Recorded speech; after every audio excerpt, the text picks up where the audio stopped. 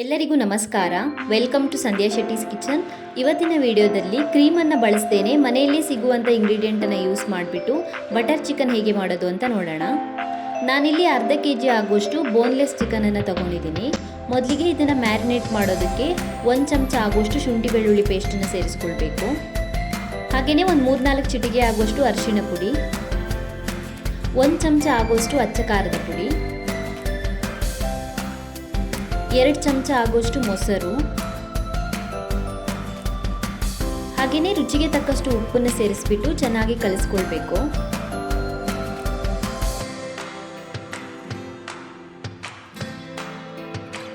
ಕಲಿಸ್ಕೊಂಡ್ಮೇಲೆ ಇದನ್ನು ಅರ್ಧ ಗಂಟೆಗಳ ಕಾಲ ಮ್ಯಾರಿನೇಟ್ ಆಗೋದಕ್ಕೆ ಇಡಬೇಕು. ಚಿಕನ್ ಮ್ಯಾರಿನೇಟ್ ಆಗಿದೆ. ಇವಾಗ ನಾನಿಲ್ಲಿ ಒಂದು ಪಾತ್ರೆಗೆ 2 ಚಮಚ ಆಗುವಷ್ಟು ಬಟರನ್ನು ಸೇರಿಸ್ಕೊಳ್ತಾ ಇದ್ದೀನಿ. ಇವಾಗ ಇದಕ್ಕೆ ನಾವು ಮ್ಯಾರಿನೇಟ್ ಮಾಡಿಟ್ಟಿರುವಂಥ ಚಿಕನನ್ನು ಸೇರಿಸ್ಕೊಳ್ಳಿ.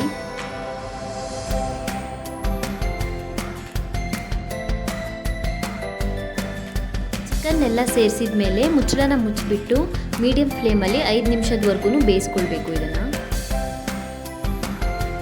5 ನಿಮಿಷ ಬೇಯಿಸ್ಕೊಂಡಿದ್ದೀನಿ ನಾನು. ಇವಾಗ ಚಿಕನನ್ನು ತಿರುಗಿಸ್ಬಿಟ್ಟು ಇನ್ನೊಂದು ಕಡೆ ಬೇಯಿಸ್ಕೊಳ್ಳಿ.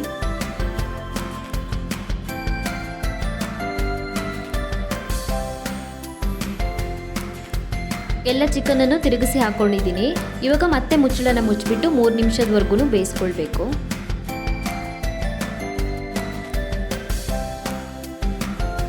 ಚಿಕನ್ ಎಲ್ಲ ಚೆನ್ನಾಗಿ ಬೆಂದಿದೆ. ಇವಾಗ ಇದನ್ನು ಪಾತ್ರೆಯಿಂದ ರಿಮೂವ್ ಮಾಡಿಬಿಟ್ಟು ಒಂದು ಪ್ಲೇಟ್ಗೆ ಹಾಕಿಟ್ಕೊಳ್ಳೋಣ.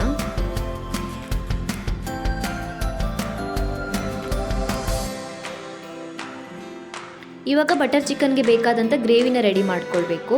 ನಾನಿಲ್ಲಿ ಒಂದು ಪಾತ್ರೆಗೆ ಮತ್ತೆ 2 ಚಮಚ ಆಗುವಷ್ಟು ಬಟರ್ನ ಸೇರಿಸ್ಕೊಂಡಿದ್ದೀನಿ. ಬೆಣ್ಣೆ ಕರಗಿದ ಮೇಲೆ ಇದಕ್ಕೆ 2 ಕಟ್ ಮಾಡಿರುವಂಥ ಈರುಳ್ಳಿನ ಸೇರಿಸ್ಕೊಳ್ಳಿ. ಈರುಳ್ಳಿನ ಚಿಕ್ಕ ಚಿಕ್ಕದಾಗಿ ಕಟ್ ಮಾಡ್ಕೊಳ್ಬೇಕಾಗಿಲ್ಲ, ಯಾಕಂದರೆ ಆಮೇಲೆ ಇದನ್ನ ನಾವು ಗ್ರೈಂಡ್ ಮಾಡ್ಕೊಳ್ತೀವಿ. ಈರುಳ್ಳಿ ಸಾಫ್ಟ್ ಆಗೋವರೆಗೂ ಫ್ರೈ ಮಾಡ್ಕೊಳ್ಳಿ ಚೆನ್ನಾಗಿ. ಹಾಗೆಯೇ ಇದಕ್ಕೆ 1 ಚಮಚ ಆಗುವಷ್ಟು ಶುಂಠಿ ಬೆಳ್ಳುಳ್ಳಿ ಪೇಸ್ಟ್ನ ಸೇರಿಸ್ಕೊಳ್ಬೇಕು. ಹಾಗೆಯೇ 2 ಚೆನ್ನಾಗಿ ಹೆಚ್ಚಿರುವಂಥ ಟೊಮ್ಯಾಟೋನ ಸೇರಿಸ್ಕೊಳ್ಬೇಕು. ಫ್ರೈ ಮಾಡ್ಕೊಳ್ಳಿ ಚೆನ್ನಾಗಿ.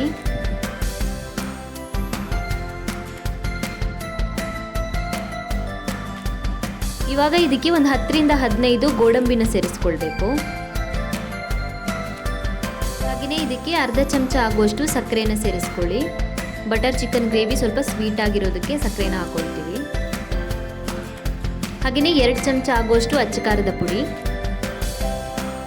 1 ಚಮಚ ಆಗುವಷ್ಟು ಧನಿಯಾ ಪುಡಿ, ಅರ್ಧ ಚಮಚ ಆಗುವಷ್ಟು ಗರಂ ಮಸಾಲೆ ಪುಡಿ, ಇವೆಲ್ಲವನ್ನು ಸೇರಿಸ್ಬಿಟ್ಟು ಚೆನ್ನಾಗಿ ಮಿಕ್ಸ್ ಮಾಡ್ಕೊಳ್ಳಿ.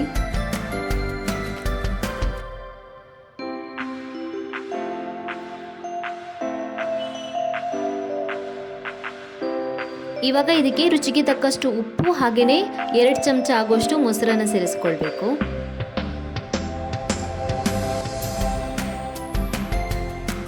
ಮತ್ತೆ ಚೆನ್ನಾಗಿ ಮಿಕ್ಸ್ ಮಾಡ್ಕೊಳ್ಳಿ.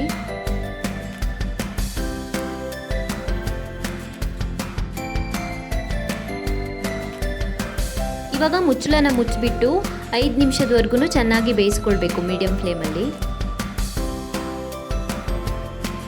ನಾನೊಂದು 5 ನಿಮಿಷ ಮೀಡಿಯಂ ಫ್ಲೇಮಲ್ಲಿ ಚೆನ್ನಾಗಿ ಬೇಯಿಸ್ಕೊಂಡಿದ್ದೀನಿ. ಕುಕ್ಕಾಗಿ ರೆಡಿಯಾಗಿದೆ ಇದು. ಇವಾಗ ಇದು ತಣದ ಮೇಲೆ ಇದನ್ನು ಒಂದು ಮಿಕ್ಸಿ ಜಾರಿಗೆ ಸೇರಿಸ್ಬಿಟ್ಟು ನುಣ್ಣಗೆ ರುಬ್ಕೊಳ್ಬೇಕು.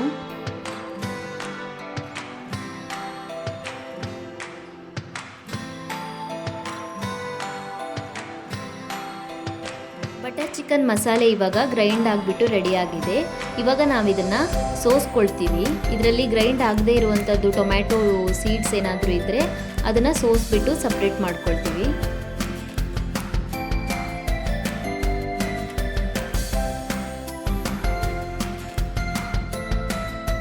ಸ್ಪೂನಲ್ಲಿ ಇದೇ ಥರ ಮಿಕ್ಸ್ ಮಾಡ್ತಾ ಹೋಗಿ.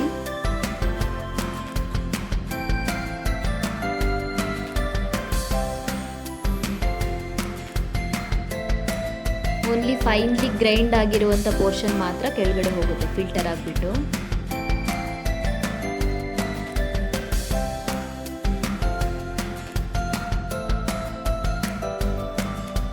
ಸೊ ಫಿಲ್ಟರ್ ಮಾಡಿ ಇಟ್ಕೊಂಡಿದ್ದೀನಿ ನಾನು. ಇವಾಗ ಬಟರ್ ಚಿಕನ್ನ ರೆಡಿ ಮಾಡ್ಕೊಳ್ಳೋಣ. ನಾನಿಲ್ಲಿ ಮತ್ತೆ ಒಂದು ಫ್ರೈಯಿಂಗ್ ಪ್ಯಾನ್ಗೆ 2 ಚಮಚ ಆಗುವಷ್ಟು ಬೆಣ್ಣೆನ ಸೇರಿಸ್ಕೊಳ್ತಾ ಇದ್ದೀನಿ.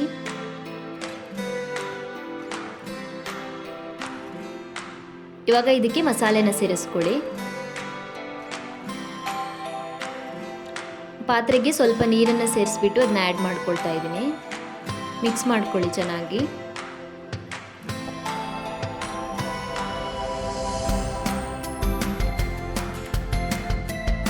ಬಟರ್ ಚಿಕನ್ ಮಾಡುವಾಗ ನಾರ್ಮಲ್ ಆಗಿ ಈ ಸ್ಟೇಜಲ್ಲಿ ಕ್ರೀಮನ್ನು ಆ್ಯಡ್ ಮಾಡ್ಕೊಳ್ತಾರೆ.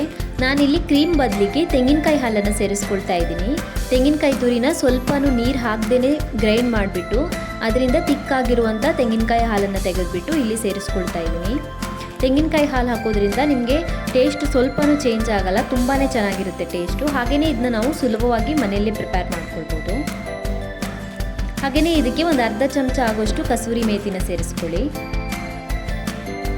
ಹಾಗೆಯೇ ನಾವು ಆಲ್ರೆಡಿ ಫ್ರೈ ಮಾಡಿ ಇಟ್ಕೊಂಡಿರುವಂಥ ಚಿಕನನ್ನು ಸೇರಿಸ್ಕೊಳ್ಬೇಕು.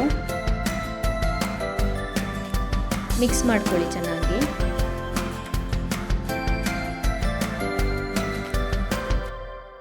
ಚೆನ್ನಾಗಿ ಮಿಕ್ಸ್ ಮಾಡಿದ ಮೇಲೆ ಮುಚ್ಚಳನ ಮುಚ್ಚಿಬಿಟ್ಟು 3 ನಿಮಿಷದವರೆಗೂ ಮೀಡಿಯಂ ಫ್ಲೇಮಲ್ಲಿ ಕುಕ್ ಮಾಡಬೇಕು.